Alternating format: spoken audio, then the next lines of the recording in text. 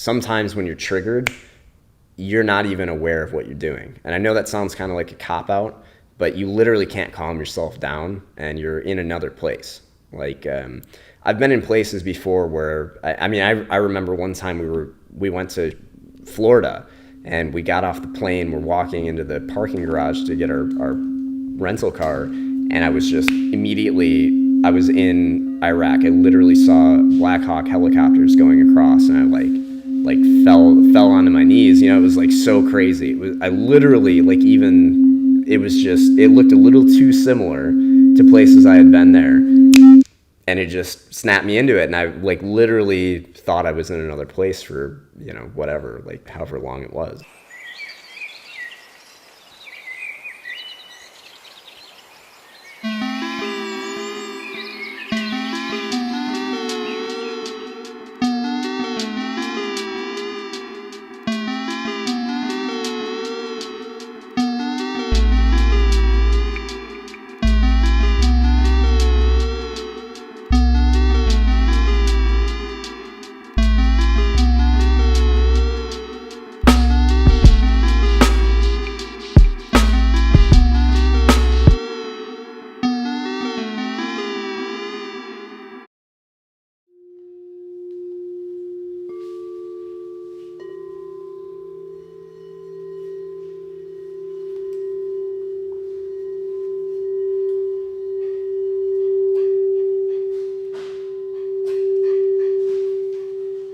I'm focusing on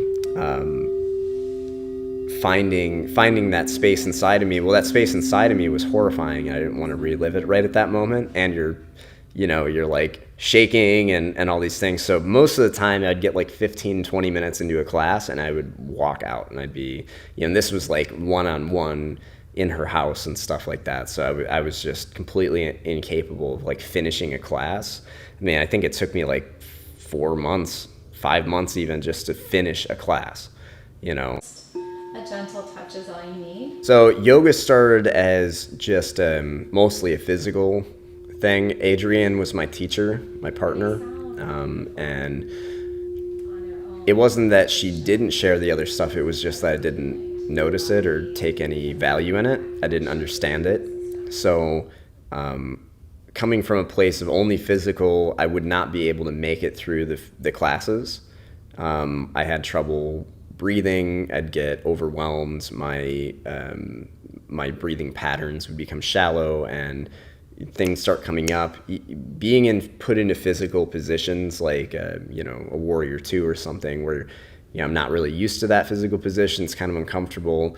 And then she's asking you to draw your awareness inwards and and in our meditations, even when we're seated. And I think the biggest part of that was having somebody, even before she had her trauma-informed yoga, like she inherently knew she's just going to have to, she separated a lot of the things I said and did from me spiritually or as a person. So she recognized that and she was very patient.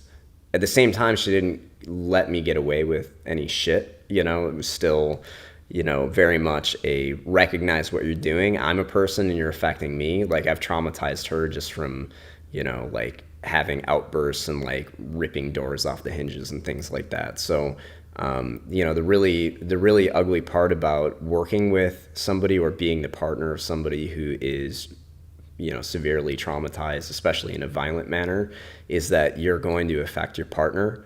So understand that even if you're not a partner, even if you're just a teacher that works with people that are, traumatized populations, especially veterans, is you're going to be changed by them. You're going to be affected. So if you're not ready for that, then, it might not be right for you at this time to get involved with that. So it's a very special relationship. So, and it can cross over into abuse too, and that's not right. So you've got to be very, very confident. Like Adrienne, it knows her shit. She knows her yoga. She knows who she is in this life. And because of that, she was not able to, she didn't succumb to anything. There's no, abuse is two ways. So you've got the abuser and the abusee. There's a relationship there. And because I was aware enough to catch myself and try and recognize that I'm doing something I don't want to be doing, it never crossed that threshold. So we're able to work those things out. And that's a point of contention for every veteran, every single person that goes through this. I know a lot of veterans that have killed themselves simply because they've really messed up their family psychologically. Most of the time it's verbal, and but for some people it's also physical abuse, and people don't want to do that to their family. Sometimes when you're triggered, you're not even aware of what you're doing. And I know that sounds kind of like a cop-out, but you literally can't calm yourself down, and you're in another place.